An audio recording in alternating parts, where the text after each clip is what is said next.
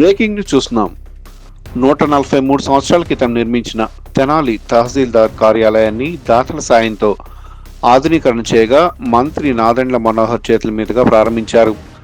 కార్యాలయానికి ఐఎస్ఓ గుర్తింపు రావడంతో తహసీల్దార్ గోపాలకృష్ణని సీఎం చంద్రబాబు అభినందించారు.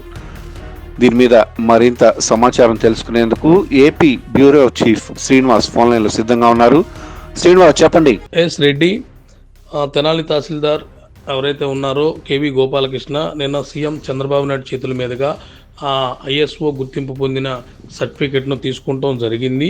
అయితే ఈ కార్యక్రమంలో రాష్ట్ర రెవెన్యూ అసోసియేషన్ అధ్యక్షులు ఎవరైతే ఉన్నారో బొప్పిరాజు వెంకటేశ్వర్లు గారు, అయితే ఇంకొంతమంది ఉన్నతాధికారులు కూడా ఈ కార్యక్రమంలో పాల్గొనడం జరిగింది. అయితే తెనాలి తహసీల్దార్ కొన్ని వందల సంవత్సరాలకు సంబంధించిన బ్రిటిష్ కాలం నాటి ఈ కార్యాలయాన్ని సుందరంగా తీర్చిదిద్దడంలో తెనాలి తహసీల్దార్ గోపాలకృష్ణ సక్సెస్ అయ్యాడని కూడా చెప్పొచ్చు. ఎందుకంటే శిథిలావస్థలో ఈ కార్యాలయానికి రావాలి అని అంటేనే అంతకుముందు చేసిన అధికారులు కూడా వాటరు ఇలాంటివన్నీ కూడా వర్షం పడినప్పుడు కూడా వాటరు లీక్ అవ్వటం ఇలాంటివన్నీ కూడా చూశాడు.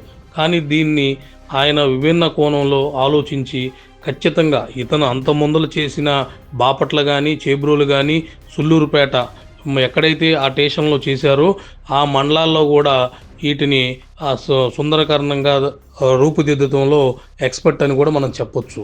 అయితే ఈ కోణంలోనే తెనాలి తహసీల్దార్ కార్యాలయాన్ని కొంతమంది డోనర్స్ సహాయంతో స్టేట్ సచివాలయం ఎలా అయితే ఉండిద్దో అలాగా ఈ కార్యాలయాన్ని రూపుదిద్దడంలో సక్సెస్ అయ్యాడని చెప్పొచ్చు. అయితే ఒక అధికారి అడగంగానే డోనర్స్ రావటం అనేది అది అంత ఈజీ విషయమేం కాదు. ఎందుకంటే ఆ అధికారి నీతి నిజాయితీ అతను వ్యక్తిత్వాన్ని బట్టి కూడా డోనర్స్ ముందుకు రావటం కూడా ఉండిద్ది రెడ్డి. అయితే ఈ కోణంలోనే తహసీల్దార్ గోపాలకృష్ణ ఎక్కడ పనిచేసినా కూడా అతను ఏ మండలంలో కూడా పనిచేసినా కూడా ఆ ప్రజల వద్దకే తహసీల్దార్ ఇలాంటి కార్యక్రమాలు భూ సమస్యలు ఇలాంటి అన్నిటికి కూడా క్రియేటివ్ చేయటంలో కూడా అతను దిట్టాగా కూడా మనం చెప్పొచ్చు.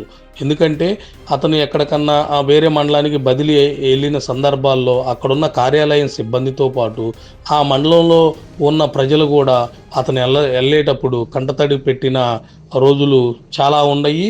ఐఎస్ఓ సర్టిఫికెట్ రావడానికి ముఖ్య ఉద్దేశంగా రాష్ట్రంలో ఇలాంటి కార్యాలయాలు ఎక్కడా లేవు.